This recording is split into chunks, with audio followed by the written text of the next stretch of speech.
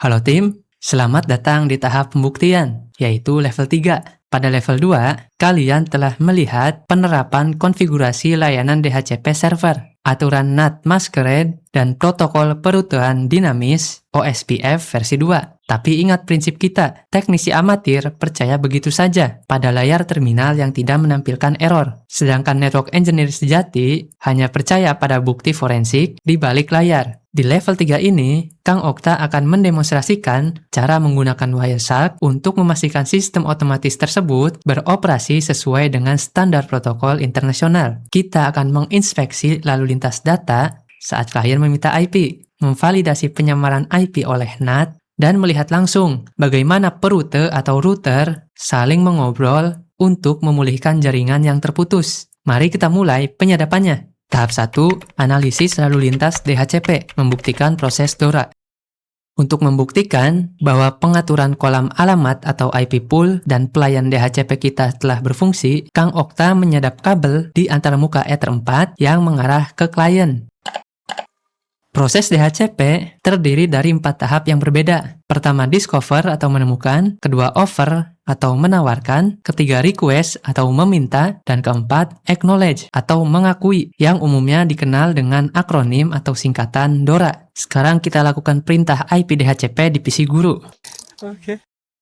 Saat perintah IP DHCP kita jalankan di VPCS, muncul 4 baris paket secara berurutan. Pertama, DHCP Discover. VPCS mengirimkan paket siaran massal atau broadcast ke alamat destination 255.255.255.255. Artinya berteriak ke seluruh jaringan. Apakah ada pelayan DHCP di sini? Saya butuh IP. Kedua, DHCP Offer. Router 1 merespon dengan menawarkan satu alamat IP dari kolam yang tersedia. Ketiga, DHCP Request. VPCS secara resmi meminta kepada router untuk menggunakan alamat IP yang ditawarkan tersebut. Keempat, DHCP ACK atau Acknowledge. Router menyetujui mencatatnya di sistem dan mengirimkan parameter lengkap. Jika kalian membuka rincian muatan atau payload paket ACK ini di Wireshark, kalian akan melihat alamat DNS 8.8.8.8 dan gateway benar-benar disuntikan secara otomatis ke PC klien. Tahap 2, validasi substitusi IP publik NAT Masquerade.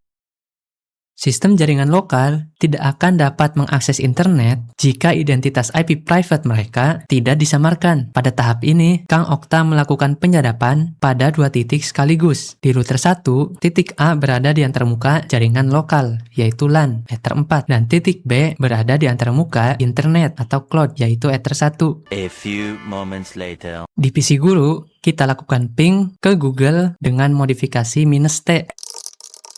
Kemudian kita periksa di Wireshark. Inilah bukti forensiknya. Di titik A, sebelum paket masuk ke mesin router, Wireshark menangkap paket ping keluar dengan alamat sumber atau source address berupa IP privat, yaitu 192.168.10.94. Namun, lihat di titik B, setelah paket keluar dari router menuju internet, paket yang sama tertangkap, tetapi alamat sumbernya telah berubah secara ajaib menjadi IP publik milik router 1, yaitu 192.168.42.16.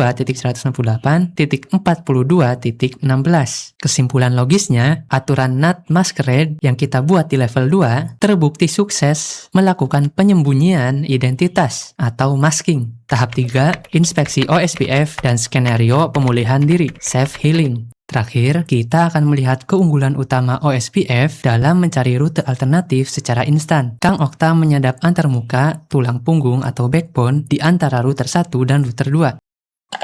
OSPF menggunakan paket sapaan atau hello packet untuk membangun kedekatan tetangga dan paket pembaruan status tautan atau link state update LSU untuk mengumumkan perubahan topologi jaringan ke semua perute atau router di area tersebut. Perhatikan skenario eksperimen bencana ini. Dalam kondisi normal, kalian bisa melihat router 1 dan router 2 saling bertukar sapaan hello packet secara konstan setiap 10 detik. Ini cara mesin saling mengecek detak jantung tetangganya. Sekarang, Kang Okta akan melakukan ping ke internet dari PC admin.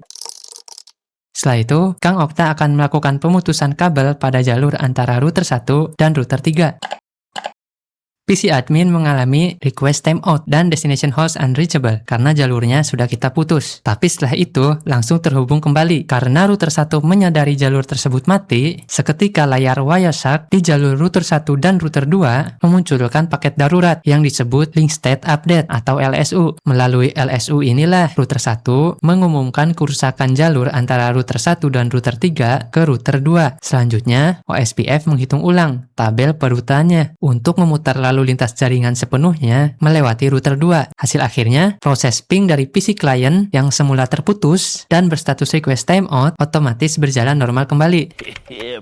Gunakan alur forensik ini untuk melatih ketajaman analisis logika kalian di kelas nanti. Jika ping kalian gagal, jangan langsung mereset router. Buka Wireshark, sadap kabelnya, dan cari tahu apakah paket tertahan di DORA gagal disamarkan oleh NAT atau mesin berhenti mengirimkan hello paket. Kemampuan membaca bahasa mesin inilah yang akan memisahkan antara teknisi biasa dengan perekayasa jaringan atau network engineer yang ahli. Selamat berkolaborasi, memecahkan masalah, dan sampai jumpa di pertemuan berikutnya. Dadah!